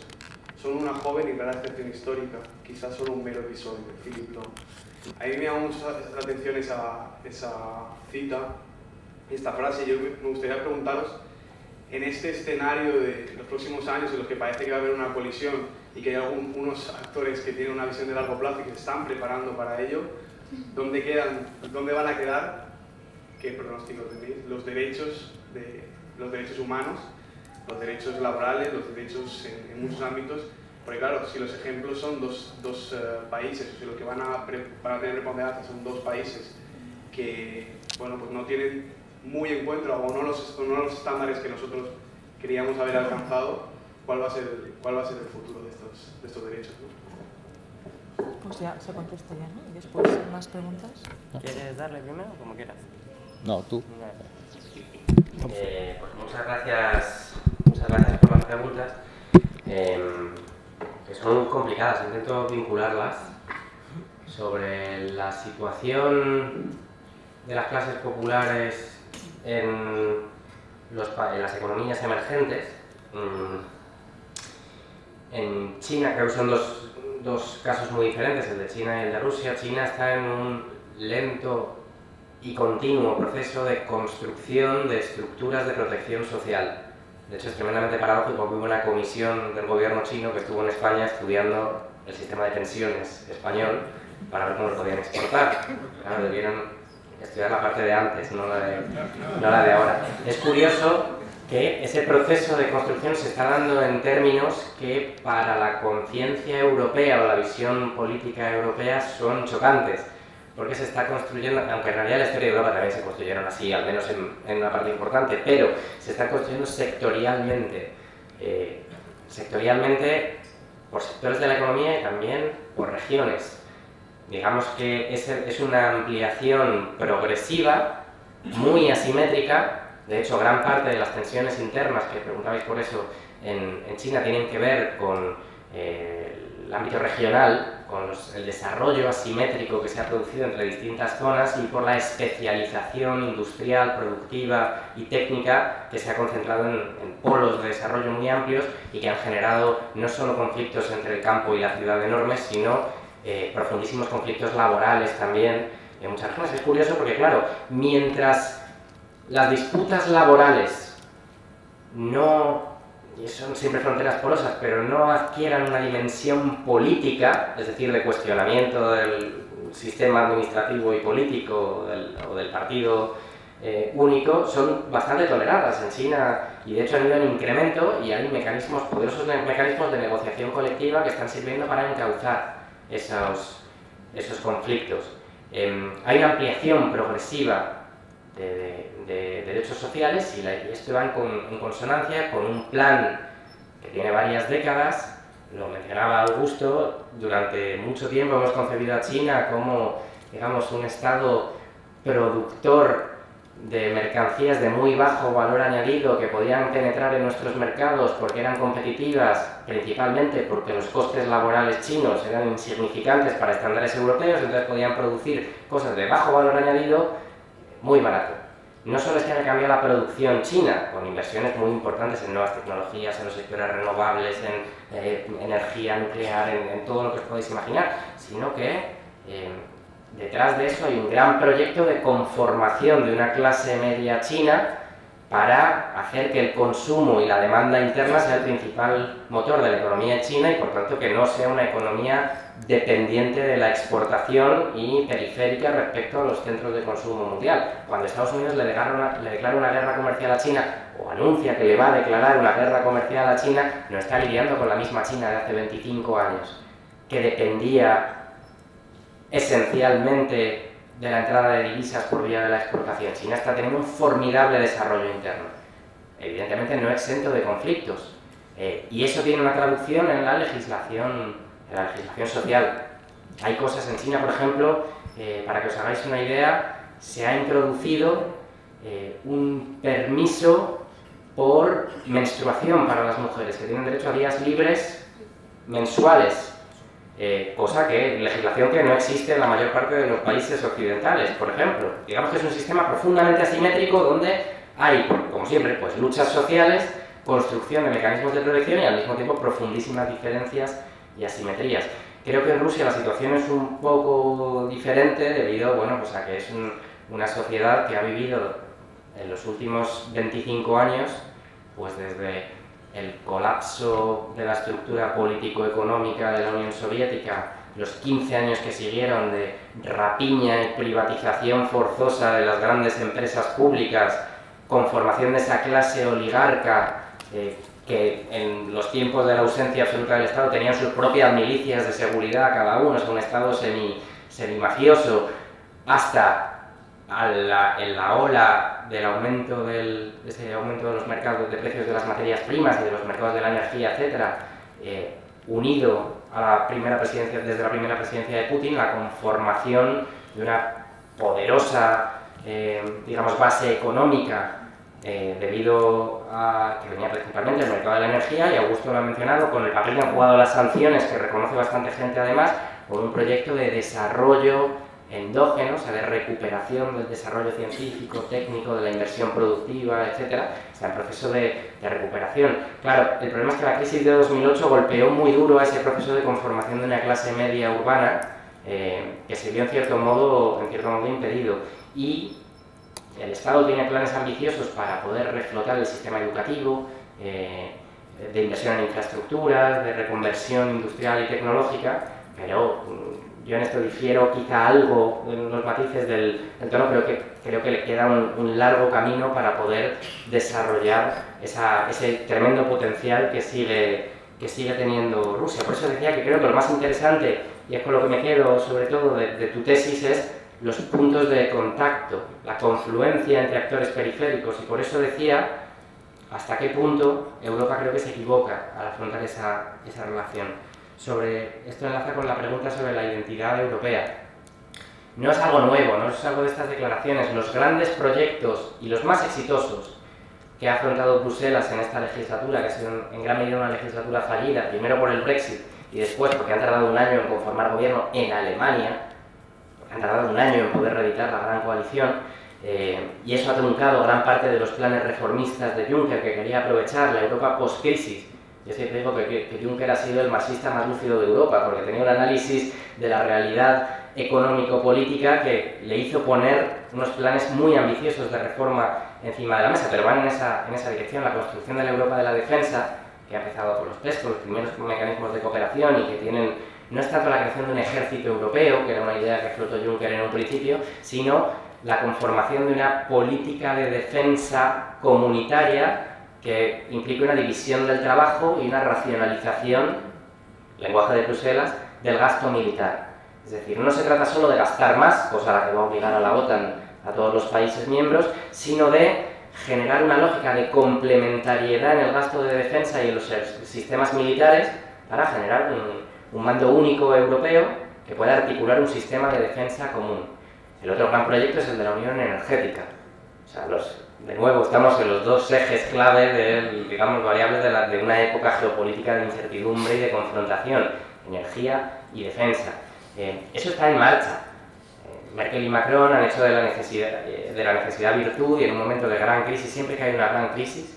Además, el de Irán es particularmente importante porque el proceso de negociación con Irán fue el primer y quizá el único gran proceso diplomático internacional en el que la Unión Europea ha formado parte como un actor con una voz propia y tuvo un papel importante en el desarrollo del desenlace, con lo cual, al atacar ese acuerdo, Trump está atacando la conciencia, digamos, moral de la Unión Europea de Bruselas ahora mismo, y ellos lo han visto como una oportunidad para relanzar este plan. ¿Qué pasa? Que es lo mismo de siempre.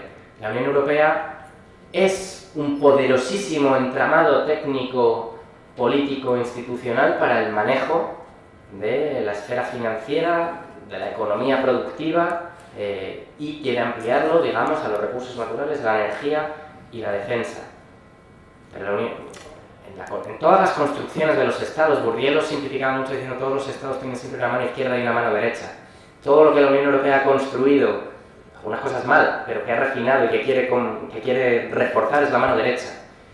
Pero mientras la Unión Europea sea incapaz de desarrollar su mano izquierda, es decir, de mantener una mínima estructura de protección social, la formidable crisis de representación política que se está dando amenaza la viabilidad de ese orden mismo. Es lo que decía, la gran coalición 2.0 puede verse limitada, acotada a unos márgenes casi inéditos. El espacio de gobernabilidad del sistema se va estrechando cada vez más. Sin legitimidad, solo se puede mantener un orden político por la fuerza. Y es muy difícil que una Unión Europea que no ha generado las condiciones, digamos, de armonización sociopolítica pueda sobrevivir a una crisis de legitimidad política en cada uno de los estados como esta. Sin invertir en protección social, sin desarrollar un estado del bienestar europeo, es imposible que la Unión Europea mantenga una base de legitimidad que le permita proyectarse hacia afuera. Por eso hablaba de la identidad de Europa centrada en su concepción del estado del bienestar. Esto enlaza con la cuestión de los derechos humanos. Yo lo he mencionado en el marco de la profundísima crisis del multilateralismo democrático y del derecho internacional. En el año 65, Schmitt escribió un libro maravilloso y perverso que se llama El gnomos de la tierra, que es uno de los grandes momentos del decisionismo y el realismo político en la filosofía política del derecho internacional, y en el prólogo escribió una frase que decía que ese libro era el ramito de flores que él depositaba en la tumba del derecho internacional, año 65, en plena Guerra Fría. Hemos vivido varios momentos parecidos a esos. Yo hablaba del derecho internacional humanitario, el derecho internacional de los derechos humanos ha sido pisoteado en la lógica de confrontación y de guerra desde el año 2011 y bastante antes. Hay un ciclo que empieza en la guerra de Irak que entierra básicamente los progresos que se habían hecho, y sin embargo algunos de los ejes y de las aperturas, he empezado diciendo la democracia en el mundo está fatal, ¿no? La entienda uno como la entienda, pero allí donde se anuncian las principales batallas, los principales ejes en los que se puede trabajar, hay aberturas importantes. Solo las voy a mencionar sin desarrollarlas, pero la revolución feminista que se está viviendo a nivel mundial, que es un fenómeno planetario que se está dando en el mundo entero, implica escenas de lucha democrática en el ámbito de los derechos humanos que ofrecen unas posibilidades, de momento a conseguir una transformación político-cultural a nivel planetario que no se había visto en décadas, o que por lo menos yo soy incapaz de reconocer en décadas. Las luchas por la transformación del modelo productivo, todas las luchas de la ecología política tocan allí donde el sistema capitalista planetario es más frágil, más débil, porque es incapaz de aportar soluciones y de aportar su propia renovación. Hay experiencias interesantísimas en ese sentido. Todas las luchas por la democracia económica, contra la evasión fiscal, los paraísos fiscales, por la redistribución de la riqueza, etc., son fallas esenciales también de ese sistema de gobernanza mundial en declive. La construcción de paz, el significante de la paz, va a convertirse una vez más en un formidable movilizador a nivel mundial, con lo cual creo que el panorama que hemos descrito es sombrío. Desde luego creo que el estado del mundo no invita en gran medida al optimismo, pero, como decía, con lo del Lecture si mueve, ¿no? Aún así se mueve. Hay luchas democráticas fundamentales que están batallando precisamente en todos los puntos ciegos de un orden que es incapaz de perpetuarse a sí mismo. Con lo cual, bueno, al menos por lo menos le pongo un tinte de optimismo a la imagen. Yo sigo con mi película de terror.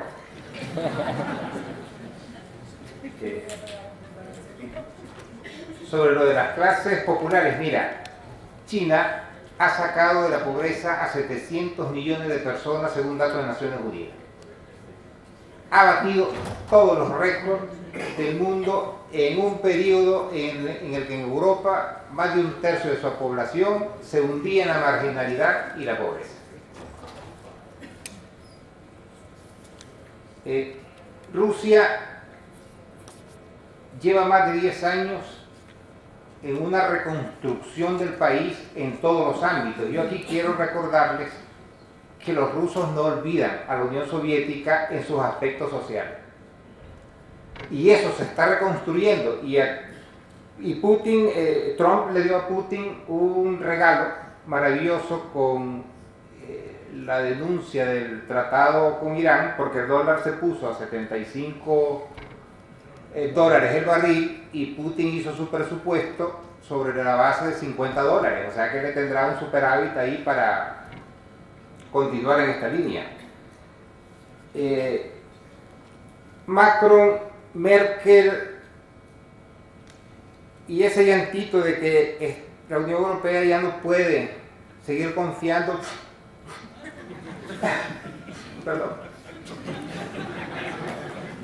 en Estados Unidos.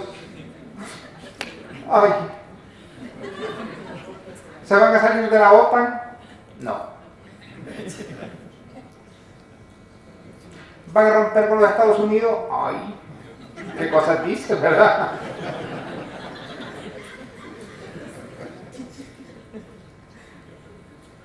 El secretario de Estado que fue de James Carter, el impronunciable Brzezinski, escribió un libro que se llama El Gran Tablero Mundial, donde dice literalmente que la OTAN es el instrumento del establecimiento de la influencia y dominio de Estados Unidos en Europa. Y que yo sepa, desde el suicidio de la Unión Soviética, la OTAN no ha hecho más que consolidarse. Así que yo, mi querido Pablo, lamento discrepar, pero la OTAN es inamovible. No solo es inamovible, le voy a contar una anécdota. Desde hace varios años se vienen realizando unas maniobras que se llaman, si mal no recuerdo, Atlantic Recovery o algo así. Y en cada maniobra, Estados Unidos traslada a Europa miles y miles y miles de toneladas de material militar que no regresa. Fíjense que es tanto que en 2016 o 17, está en mi libro, yo ahí, es que no puedo yo con tantas fechas, pero sacó un diario alemán el dato de que uno de los convoyes férreos que había salido del puerto alemán a donde llegaba el armamento gringo tenía 14 kilómetros de longitud. Es decir, Estados Unidos lleva 20 años metiendo armamento en Europa que, cuidado, se nos hunde Polonia, porque lo están concentrando ahí. ¿Y por qué? Porque Polonia es la frontera con Kaliningrado. Y el siguiente punto de destino es Bulgaria, donde están haciendo una gran base naval. Y miren, los países más próximos ahí de estos escenarios son Suecia, Finlandia, Alemania, y hace unos meses Suecia ordenó reactivar todos los refugios nucleares y aumentar su número. Los suecos es que son unos pesimistas, yo creo que tantas horas de poco sol al año les hace ver las cosas así. Y curiosamente los finlandeses, que son unos imitadores, es como eso del Real Madrid y el Barça, ¿sabes? Que tú más, que yo más, decidieron también reactivar los refugios nucleares y ampliarlos. Cosa de esta gente por las pocas horas de sol. Y después me entero de otra noticia de que Alemania hace 2 años adquirió más de 800.000 toneladas de alimentos que tiene distribuidas a lo largo y ancho de Alemania en 150 refugios antiatómicos, por si acaso hay alguna escasez en el mercado alemán, ¿sabe? Que como un país tan pobre, pues así como Somalia de repente, entonces hay que almacenar granito para caso de necesidad. Son datos, pues, de gente pesimista. Mira, los derechos humanos, el derecho internacional, son como los cuentos de hadas. Y yo quiero, además, en lo que se refiere a la época moderna, poner una fecha del entierro del derecho internacional. 1999. ¿Alguien recuerda qué pasó ese año? Estados Unidos y Gran Bretaña y después la OTAN lanzaron una brutal guerra de agresión contra el exiguo Yugoslavia de Serbia y Montenegro. Y ahora que andan aquí con catalanes por aquí, catalanes por allá, sí, fíjense ustedes, por un casual, la OTAN hubiera tratado el tema de Cataluña con la misma metodología que empleó en tratar el tema de Kosovo, pues como que aquí lo estaríamos, ¿no? Ese año el sistema jurídico internacional fue reventado, hecho añicos. Porque le voy a decir una cosa, como dijo, yo fui profesor de Derecho Internacional, lo he sido toda mi vida, pues, y la Corte Internacional dijo que el respeto a la integridad territorial de los estados es la base sobre la que se funda el derecho internacional. El respeto a la integridad territorial de los estados. Y la OTAN lo reventó. ¿Por qué España no ha querido reconocer a Kosovo? Porque ella bien sabe que teniendo las tensiones nacionalistas que tiene, lo de Kosovo como que muy mal. Porque aquello era decir, si yo tengo las bombas, y puedo desbaratar cualquier país y declarar independiente a cualquier región inventándome cualquier cuento. Porque al final resultó que todo lo que decían de las matanzas de Álvaro Cosaeto era una total, absoluta e infame mentira. No se encontró nunca una sola fosa de los supuestos miles de hermanos kosovares masacrados por el ejército yugoslavo. Y después critican a Rusia y le imponen sanciones porque Crimea, que ha sido siempre rusa y está habitada masivamente por rusos, pacíficamente decide reincorporarse a Rusia y dicen, señores, la integridad territorial de los estados. ¿Y Yugoslavia qué? Y si hablamos de respeto a los estados, ¿quién me comenta de Libia y de Siria? ¿Ustedes creen que el Estado Islámico salió de las arenas del desierto de la nada? Les voy a contar una anécdota para que vean cómo son las cosas hablando en pasta de ejército fantasma. En una reunión en La Habana, perdón que soy anfibio, necesito agua. En el proceso de la FARC de desmovilización me tocó a mí asistir por razones que no vienen al caso. Y hablando con uno de los jefes militares de la FARC, él me dijo lo siguiente, mira, me dice, nosotros en 50 años de guerrilla nunca pudimos conseguir un misil tierra-aire.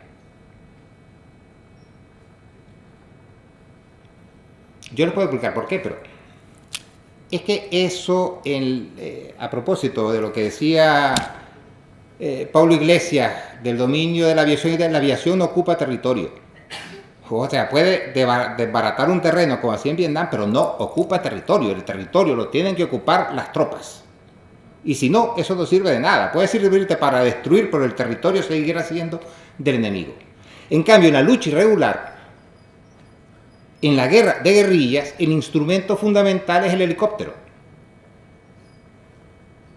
Desde una altura promedio de 100, 150 metros puede hacer mucho daño a tropa enmontañada, de la misma manera que su capacidad de aterrizar de un sitio a otro le da una enorme movilidad para trasladar las tropas. Eso, cualquiera que haya visto una película de Vietnam, pues lo ve ahí. Entonces, para Estados Unidos, el control de los misiles tierra-aire es una cuestión fundamental. Todos los misiles llevan una numeración. Y lo sé bien porque de Nicaragua una vez a la guerrilla salvadoreña les enviamos un lote de los misiles soviéticos que teníamos y los agarraron los gringos y menudo clavo. ¿Sabes? Y eso que le habíamos borrado la numeración, pero aún así los identificaron.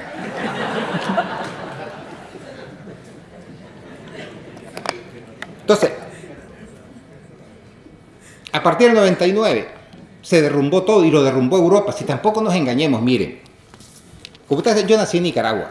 El nacer en otro sitio da cierta neutralidad de aires. Uno no nace imbuido machaconamente sobre la superioridad de los europeos, la civilización europea, y no sé, uno viene yo de un pueblo mío que cuando yo nací no había luz eléctrica, ni calles pavimentadas, ni agua corriente, pues yo vine a descubrir el mundo tal cual. Con lo cual no arrastro ningún eurocentrismo, ni sentimiento de superioridad, ni me siento la mamá de Tarzán, el papá de Chita, ni el suegro de la Mujer Maravilla, pues. Entonces cuando yo los oigo, a veces oigo los discursos y yo digo, bueno, ¿estos de qué palo se han bajado o no se han querido bajar? Europa es una península. La economía mundial está en un 60% en lo que yo le llamo el arco del triunfo que va de Corea del Sur a la India. Allí está el mayor mercado mundial porque allí está, entre China y la India son el 40% de la población mundial. Y de repente aquí siguen hablando como si Europa fuera el ombligo del mundo. ¿Qué ombligo? Si cuando yo escucho a la Merkel diciendo, ay, Estados Unidos ya no nos va a proteger, pero por Dios, si parece... No, me callo.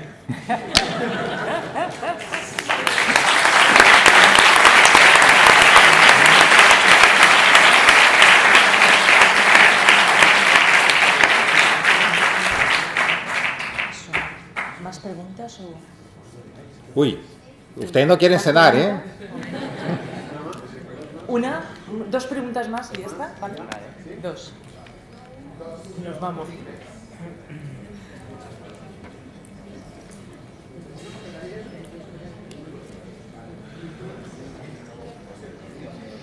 Hola, quería preguntarles, ante el panorama que nos habéis planteado y la contaminación a la que asistimos a nivel de mares, de tierras y de aguas potables, o sea, a nivel general, o sea, entonces, ¿qué perspectiva tiene el ser humano, bueno, entre comillas, o el terrícola? O sea, yo creo que lo tenemos muy mal. A mí, afortunadamente, a mí me queda poco tiempo, pero a los que vienen... Eso no lo sabes, que ahora viene la vida artificial y te la vas a prolongar 100 años.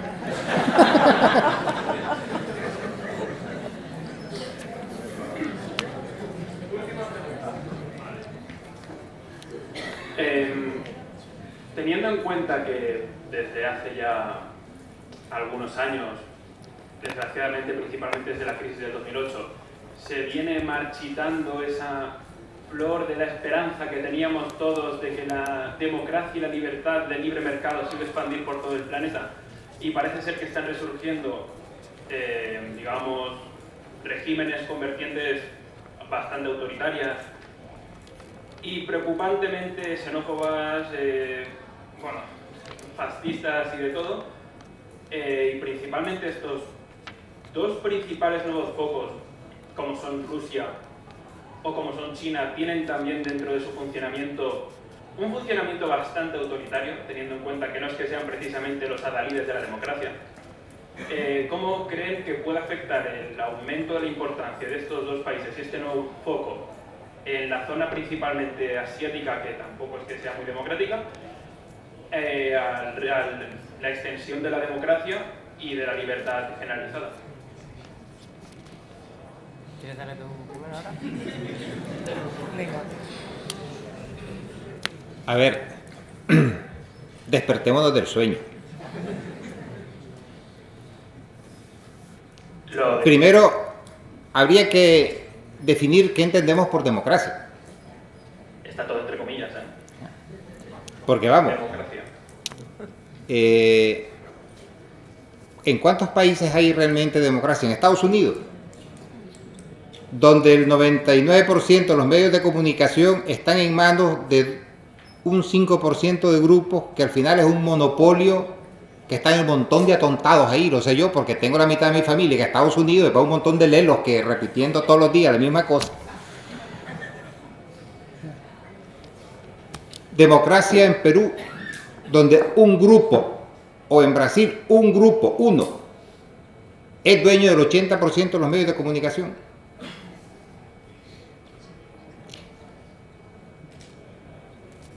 ¿Qué futuro tiene? Mira, yo te diría una cosa.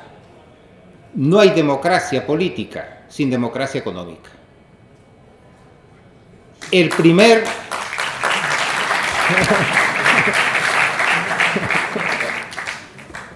derecho humano es el alimento. Y todos los años millones de personas mueren de hambre.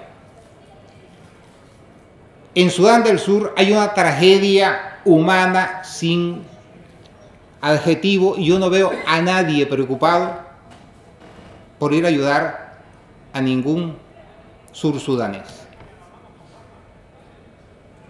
Hay en todo esto como un juego de quedar bien, o sea, los derechos humanos, sí, los derechos ¿cuáles? Mira, hay dos convenciones de derechos humanos, la de derechos civiles y políticos, que es la que defiende la derecha porque esa no implica ninguna erogación económica, ¿sabes? En Hyde Park, en Londres, hay un sitio donde tú te subes a un banco y puedes tratar de hija de pe a la reina para abajo, te escuchan 4 y ya te vas desahogado a tu casa. Y están los derechos económicos, sociales y culturales, que eso sí cuestan platita, ¿sabes? Y entonces tú ves a la derecha, y además te voy a decir una cosa, tú puedes identificar fácilmente a alguien cuál es la ideología que sigue, según de qué derechos humanos habla. La derecha siempre habla de los derechos civiles y políticos porque no les cuesta un carajo, sobre todo si los medios de comunicación son de ellos, si en televisión española censuran todo, o sea, pero cuando hablamos de los derechos económicos, sociales y culturales, preguntémosles a los pensionistas, preguntémosles a los parados. ¿Dónde está el derecho al trabajo que establece la Constitución? El Constitucional ha dicho que esos son derechos declarativos, o sea que no son derechos. Pues yo, señores, fíjate que hasta que no me resuelvan los derechos económicos, sociales y culturales, los derechos civiles y políticos me sobran, porque quien tiene hambre pasa demasiado tiempo sobreviviendo como para andar militando en partidos políticos.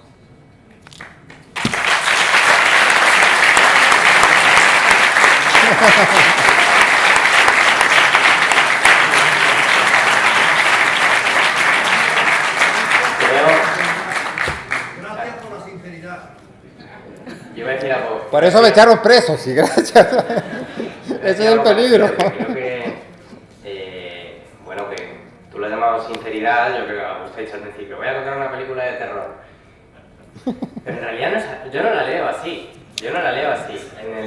En la profunda carga de realismo de esta imagen, y quizá empezar las jornadas con esta visión que puede tener un aspecto un poco tétrico, pero creo que hay que ponerlo en su escala, hay que ponerlo en su medida. Yo hablaba de un momento de caos o de incertidumbre, he hablado de perplejidad ideológica, es verdad, pero claro, es que nos toca vivir un tiempo de transición.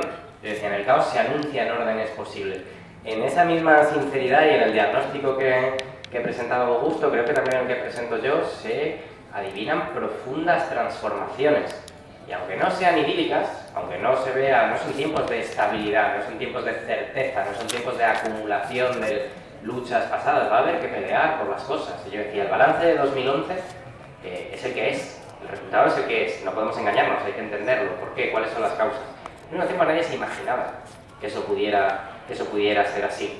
Nadie se imaginaba que pudiera haber levantamientos en los 5 continentes a lo largo y ancho del planeta, intentos en todas partes de organización política para poder asaltar sistemas de partidos o sistemas políticos que habían vedado la participación. Claro que se mueve, va a haber, mientras exista el sistema económico que rige el planeta, mientras existan las condiciones materiales, sociales, Augusto lo estaba apuntando ahora, que afectan, existirá la lucha democrática para construir la alternativa.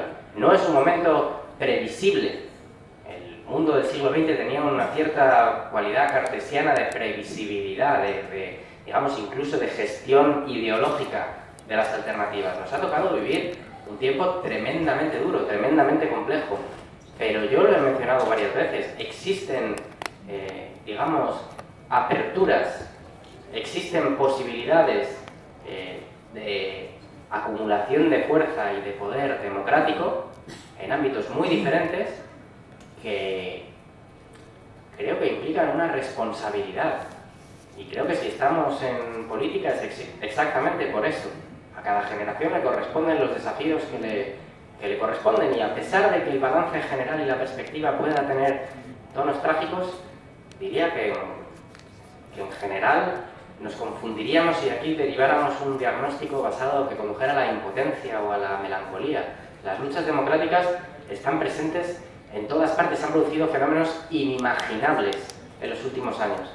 No hemos llegado aún, pero diría que lo que se deriva, la conclusión que se deriva de esta reflexión, de esta conversación y de este diagnóstico, no es que el futuro de la raza humana es negro.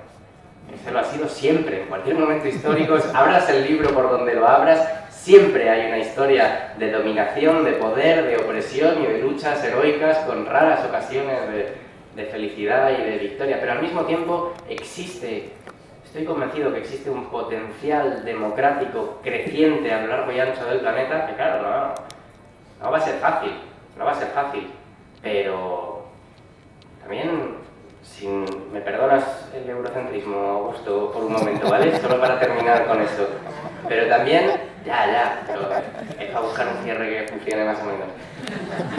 A mí me toca moverme bastante por ahí fuera y a veces aquí perdemos la conciencia por todo lo que nos cuesta verlo, la perspectiva es lo que da. Sin pensar que Europa es el centro de nada, ni España tampoco, este Estado y lo que está pasando en este Estado es referente para muchas de esas luchas que se están dando en muchos lugares. Con lo mucho o lo poco que se haya conseguido, con todos los errores y los aciertos, pero yo diría, la conclusión de esto es que hay una responsabilidad redoblada que lleva a la organización política, que lleva al estudio, que lleva al análisis, que lleva a la formación ideológica. Todo lo contrario de la resignación. Vivimos un tiempo de caos, un tiempo de incertidumbre y por tanto un tiempo donde es imperioso que articulemos una alternativa política a un orden que por sí solo conduce hacia el desastre. Creo que esa es una responsabilidad que es la de todos y la de todas. Sirve como cierre, ¿no? Más o menos. Sí, sí.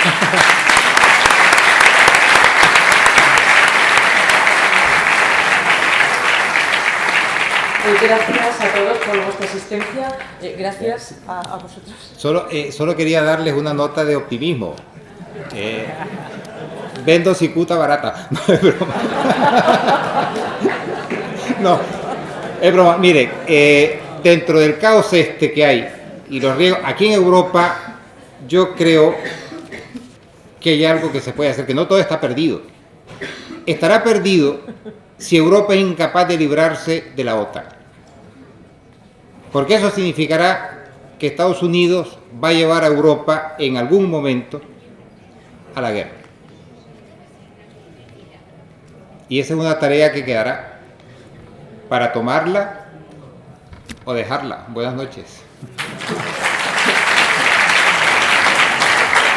Os recuerdo que las conferencias continúan mañana en el local de Comisiones Obreras en la Plaza Nápoles de Sicilia sobre geopolítica feminista, retorno de Eurasia y la situación de Oriente Medio. Y el domingo por la mañana allí también. Oye, ¿quieres otra botella de agua? Geopolítica latinoamericana y del Mediterráneo y geopolítica del Estado. Os invitamos a todos a que vayáis. Gracias.